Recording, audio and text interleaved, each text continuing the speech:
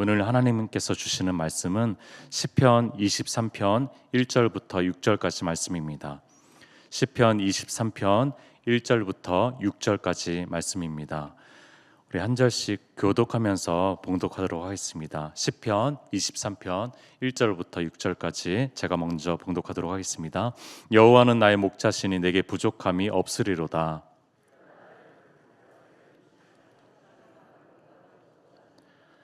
내 영혼을 소생시키시고 자기 이름을 위하여 의의 길로 인도하시는도다.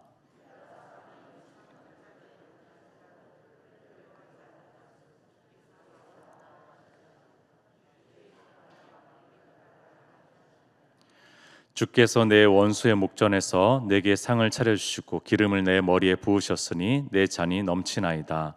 내 평생의 선하심과 인자하심이 반드시 나를 따르리니 내가 여호와의 집에 영원히 살리로다. 아멘. 성경의 상당한 부분이 시골의 언어 또 대중적인 시장의 언어로 기록되어 있다는 거 아십니까?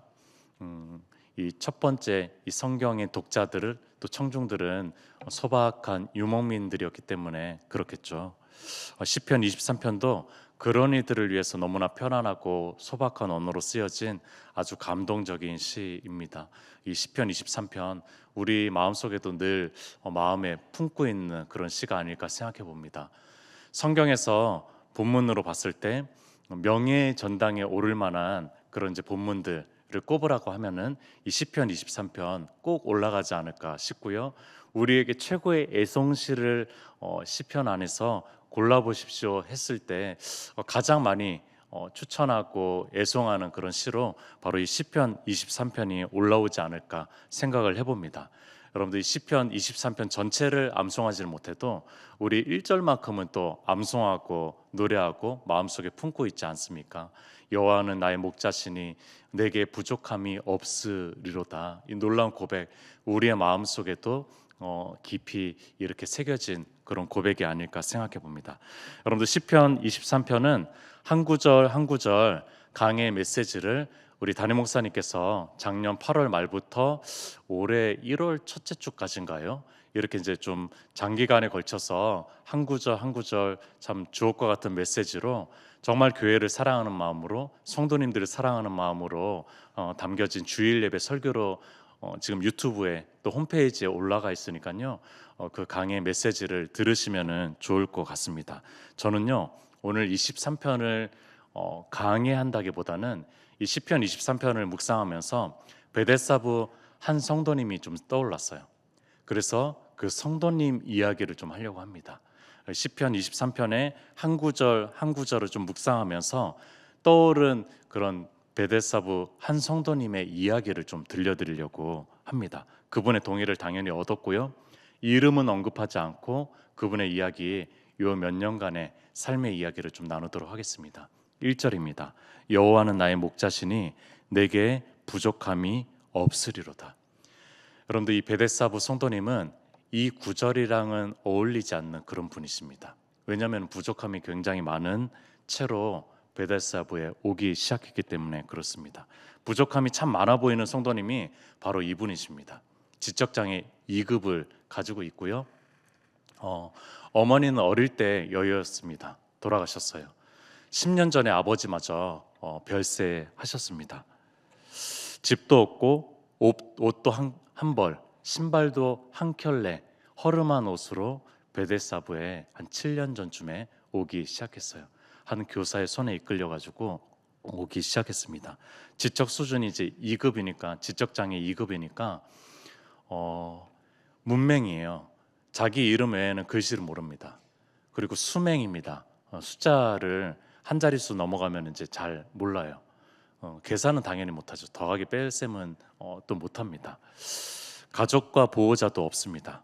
친구와 그런 이제 적절한 도움을 주는 사람도 그 당시에 7년 전에 없었어요. 거주지도 당연히 없었죠. 수급비를 받지만 금전 관리가 안 됐기 때문에 한 달 중에서 한 열흘 정도는 그 돈을 쓰다가 다 쓰고 한 열흘 이후로부터는 20일 동안은 생활비 부족으로 그렇게 이제 살아간 친구였습니다. 의복이 없었고 신발이 없었고 여러 생필품들이 부족했습니다. 온통 부족한 상태였어요. 여러분들 그런 상태로 신앙생활을 하게 됐죠. 아니 이 신앙생활이라고 하기도 좀 그렇습니다. 신앙이 없었으니까. 그러니까 이 사람은 이 친구는요 온통 부족한 사람이고 부족하다라는 말로도 부족한 그런 친구가 바로 이 베데사부 성도님이었습니다. 그나마 다행인 것은 한 가지 부족하지 않은 것이 한 가지 있었는데 바로 이제 신체가 건강했어요. 감사하게도 신체만큼은 이제 건강했습니다. 내게 부족함이 없으리로다. 여러분들이 다윗은 1절 끝부분에 이 고백을 하거든요. 이 말은 이 친구에게 잘 어울리지 않는 그런 문장입니다. 그런데 왜 이 친구 얘기를 하냐고요? 조금 더 들어보시면 좋을 것 같습니다.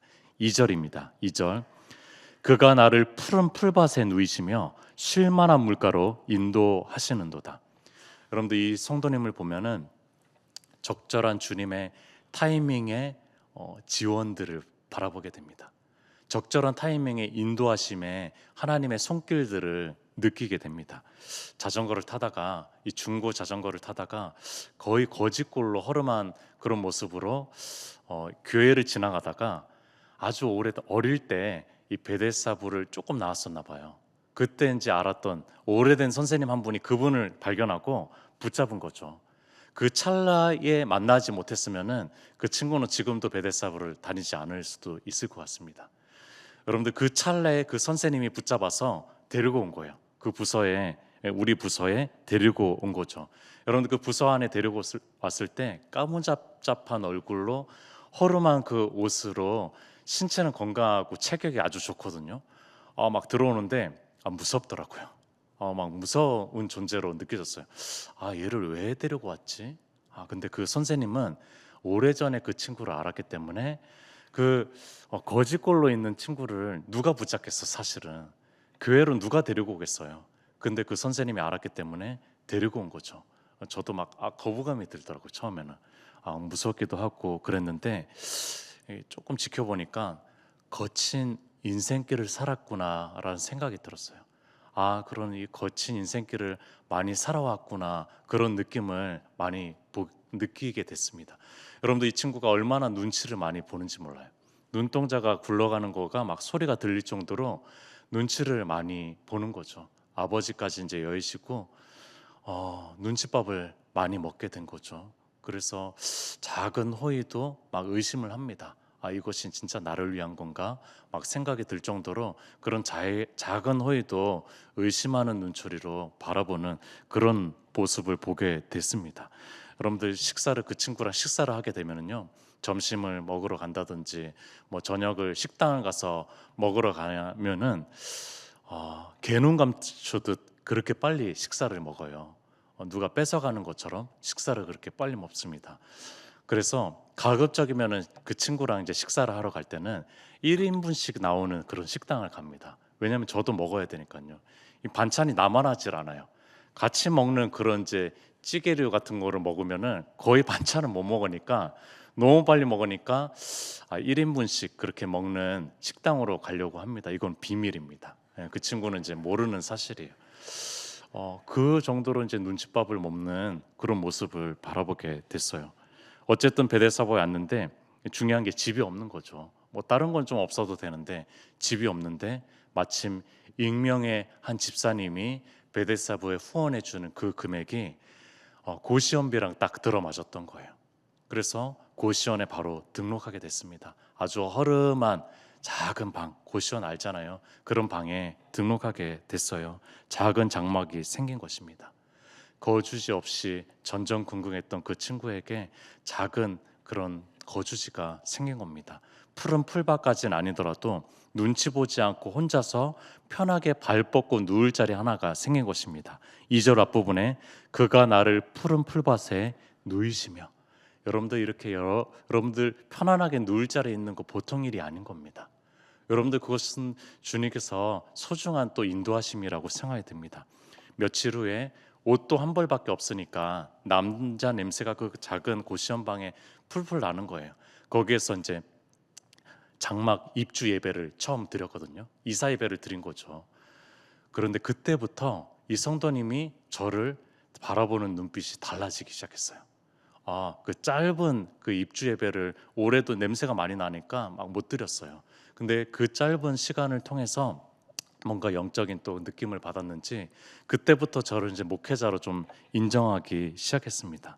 지금은 감사하게도 금전 관리가 조금씩 이제 되면서 지원해 주면서 보증금을 좀 몇백 모으게 됐고, 또 여러 또 부동산을 하는 우리 베데스다의 선생님 도움을 얻어가지고 복비도 안 받으시고, 그래서 지금은 옥탑방 원룸에서 살고 있어요. 고시원을 넘어선 거죠. 참 감사한 은혜입니다.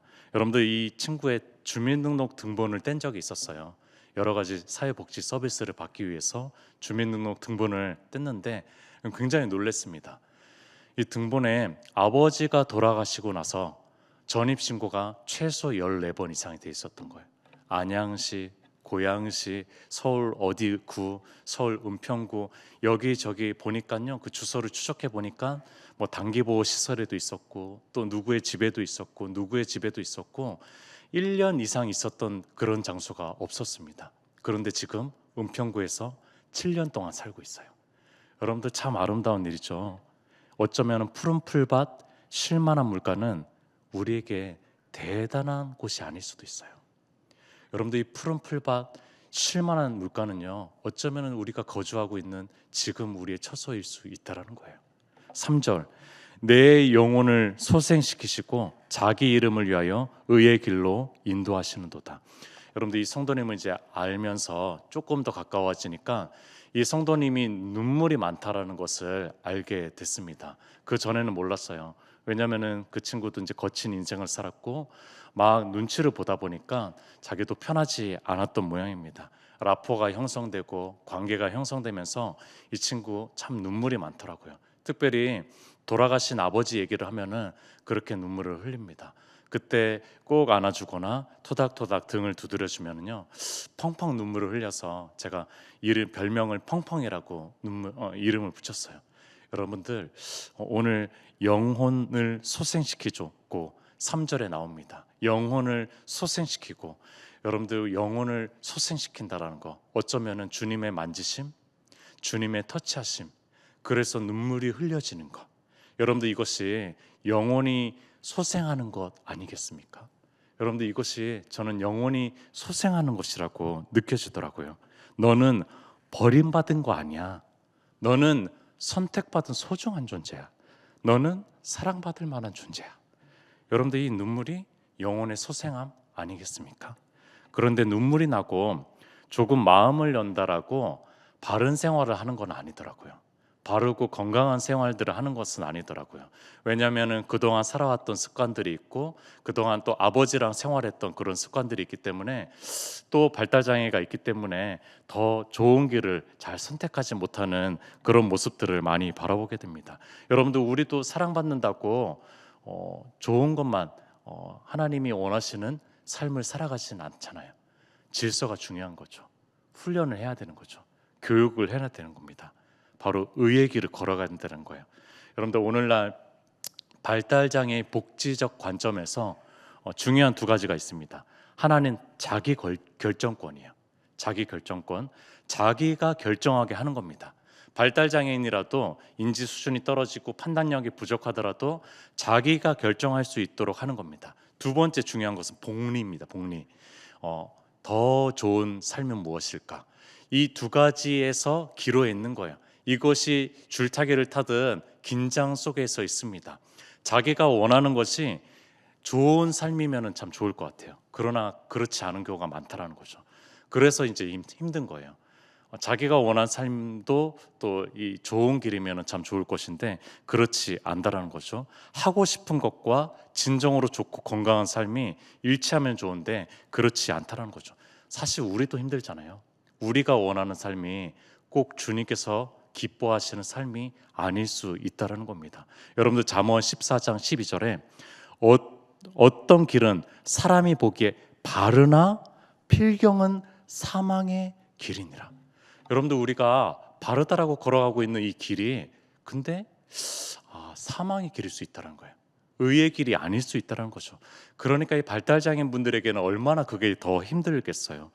여러분들, 우리가 우리 자신의 궁극적인 잘됨에 의의 길을 우리가 알 수 있습니까? 여러분들 우리가 제대로 알 수 있냐는 거예요. 그렇다면 이 발달장애인 성도님의 주님의 계획과 선하심과 의의 길을 제가 제대로 알 수 있겠냐는 거예요. 두 손이 모아지는 거죠. 두 무릎이 꿇려지는 거죠. 이것 앞에 기도할 수밖에 없게 되는 거죠.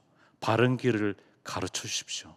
주님, 당신의 그 선하신 이름 안에서, 신실하신 이름 안에서 그 의의 길로 인도해 주십시오. 당신의 이름은 여호와 아닙니까? 여호와 아닙니까? 구약의 이름은 여호와 아니십니까? 여호와란 이름은 약속의 이름 아닙니까? 여호와 이름은 신실하신 이름 아닙니까? 그 이름에 걸맞게 이 성도님을 의의 길로 인도해 주십시오. 3절 중간 부분에 자기 이름을 위하여 의의 길로 인도하시는도다. 4절입니다. 내가 사망의 음침한 골짜기로 다닐지라도 해를 두려워하지 않을 것은 주께서 나와 함께 하심이라. 주의 지팡이와 막대기가 나를 안위하시나이다. 두려움이라는 것은요, 인간의 원초적인 감정입니다. 우리 비장애인에게도 인생의 골짜기와 협곡들, 두려움의 시간들이 인생에서 많이 찾아오잖아요. 발달장애인들에게는 얼마나 더 많이 찾아오겠어요. 아주 작은 도전들도 이 두려움이 되는 거죠. 원초적인 감정이 그들에게 있는 거죠. 그러나 여러분들 이 두려움이 좋은 방향으로 갈 수 있습니다. 이 두려움은요, 더 큰 분을 의존하게 된다는 거예요. 나보다 더 잘할 수 있는 분을 의지하게 된다는 거예요. 그래서 약함이 강함이 되는 거죠. 홀로 된 이 지적장애인 성도님이 그동안 경험했던 여러 골짜기들과 협곡들을 한번 상상 한번 해보십시오. 부모님 없이 지적장애 2급을 가지고 있는 이 친구가 여러 인생길 속에서 골짜기들을 지나갔던 그것을 한번 상상해 보십시오. 얼마나 두려웠겠습니까? 얼마나 두려웠겠어요. 부모 없이 보호자 없이 살아가는 첫걸음, 새로운 집을 찾고 오늘은 어디서 자야 될까 하는 그 두려움, 새로운 집을 얻었지만 그것을 계약하고 문서를 보고 하는 그 어려움들, 새로운 사람들을 만나고 그들을 지원하는 일들, 휴대폰 개통하는 거 하나부터고 어려운 거죠. 근데 이제 휴대폰 약정의 개념을 모르니까 계속 개통을 하다가 연체료가 이제 쌓여가지고 이제 통장 하나가 압류가 됐어요. 그 독촉장을 받는 그 두려움들. 여러분들 이거 하나하나가 다 두려움인 거죠. 이 친구가 한 번은 이제 밤 11시가 넘었는데 전화가 계속 오는 거예요. 저는 이제 가급적이면 밤에는 안 받으려고 하거든요. 저도 이제 다음 또 이제 날을 준비하고 잠을 자야 되니까. 근데 뭔가 좀 직감적으로 좀 이상하더라고요. 그래서 이제 전화를 받았는데 이렇게 산에서 굴른 거예요. 이렇게 야밤에 산에 올라가지고 운동할 겸 이게 홀로 쓸쓸하고 외로우니까 이제 운동할 겸 하다가 굴른 거죠. 피가 철철 흐르는 상태로 119를 부를 줄도 모르고 응급실에 갈 줄도 모르고 어느 병원에 응급실이 있는지도 모르니까 그렇게 이제 전화만 계속 한 거죠. 교회 앞에 와가지고 저희 집이 이제 교회 앞에 있는데 이렇게 어쨌든 찾아오지는 못하고 계속 전화를 한 거예요. 여러분들 이런 하나하나가 이 친구에게는 두려움이더라고요. 그런데 여러분들 놀라운 거 뭔지 아십니까? 완전히 막다른 골짜기는 없더라고요. 완전히 막다른 골짜기는 없었습니다. 늘 때에 맞게 주님께서 그런 주님의 사람들을 만나게 하셨고 적절한 지원들을 허락해 주셨습니다. 사랑 많은 베데사부 교사들 또 우리 성도님들을 통해서 여러 지원들을 받게 하셨고 마음씨 좋은 집주인을 만나게 하셨고 또 마음씨 좋은 활동 지원사를 만나게 하셨고 여러 가게들 식당들에서도 이 친구가 가면은 이게 좋게 호의적으로 좀 대해 주시고 친절한 지역의 지역 주민들을 만나게 하셨고 주께서 나와 함께 하심이라. 여러분들 주님께서 아무리 전능하셔도 주님이 함께하지 않으면 무슨 의미가 있어요? 여러분들 아무리 탁월한 사람이 있어도 그 사람이 우리와 함께하지 않는다라면 아무리 좋은 변호사와 의사가 있어도 그 사람이 우리와 함께하지 않는다라면 무슨 의미가 있어요? 여러분들 지금 이제 대선 포스터가 붙어 있잖아요. 후보자들 포스터가 붙어 있어가지고 그 친구랑 길을 걷는데 너 대통령 선거 할 거냐 물어봤어요. 자기는 안 할 거래요. 목사님도 하지 말래요. 뭐 1번부터 5번까지는 찍지 말래요. 무조건. 하여간 뭐 안 좋은 소리를 들었는지 찍지 말래요. 근데 이런 얘기를 했습니다. 목사님이 나오면 찍을 거라고. 목사님이 대통령 이게 출마하면은 찍을 거라고.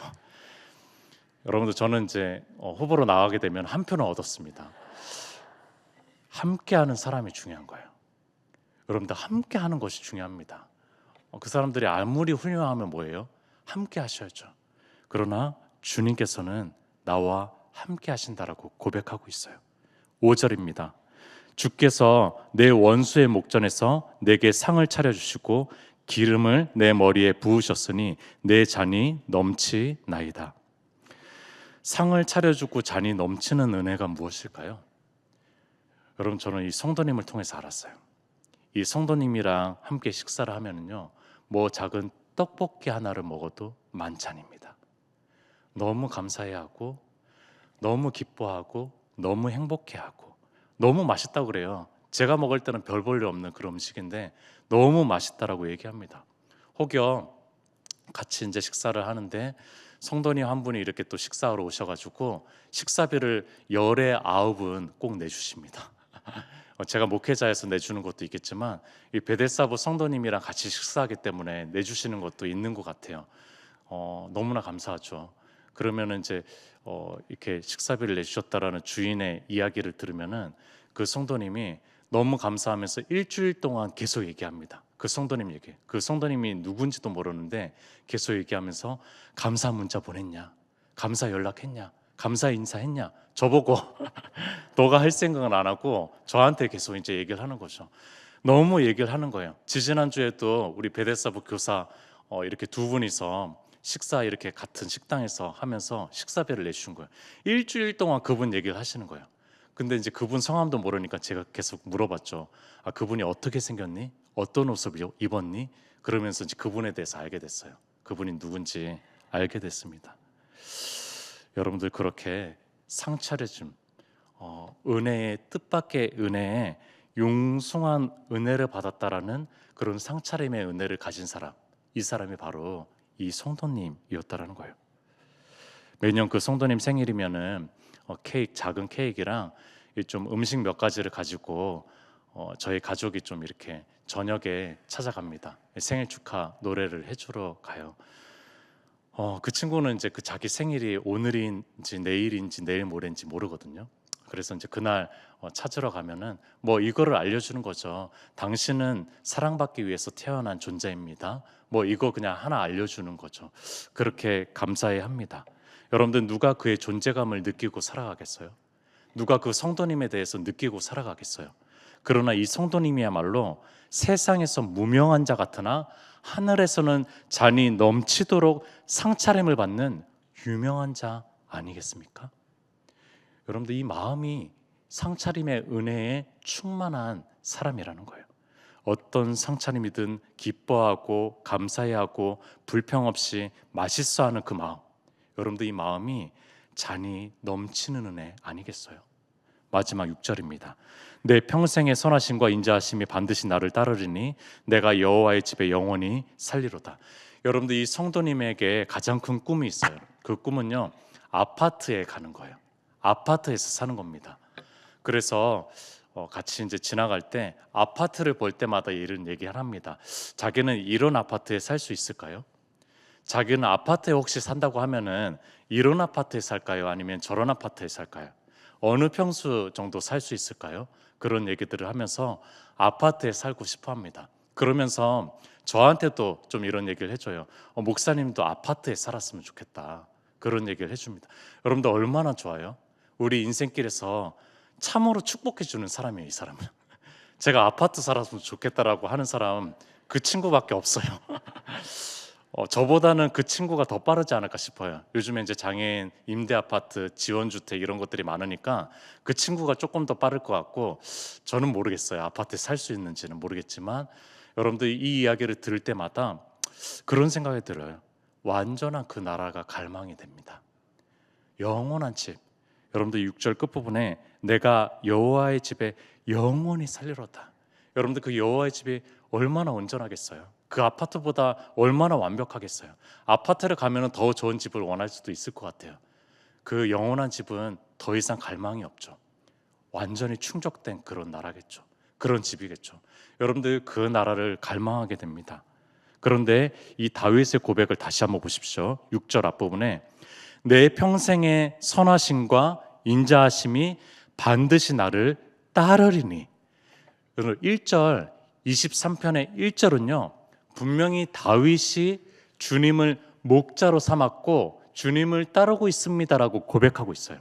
근데 6절에서 보니까요.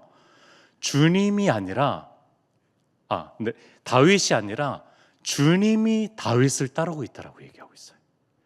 내가 주님을 잘 따르고 있었다라고 생각했는데 그것이 아니라 영원한 집의 관점에서 보니까 주님께서 나를 추적하셨고 주님께서 나를 포기하지 않으셨고 주님께서 나를 따라오셨고 주님께서 나를 인도하셨구나.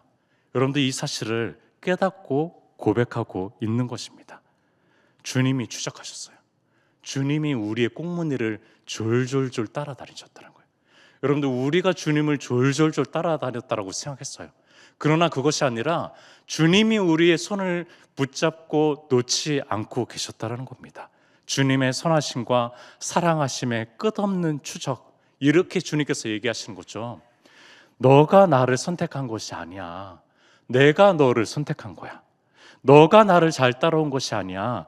내가 너를 끝까지 추적하고 따라가서 너를 인도한 거야. 내가 너의 목자잖니?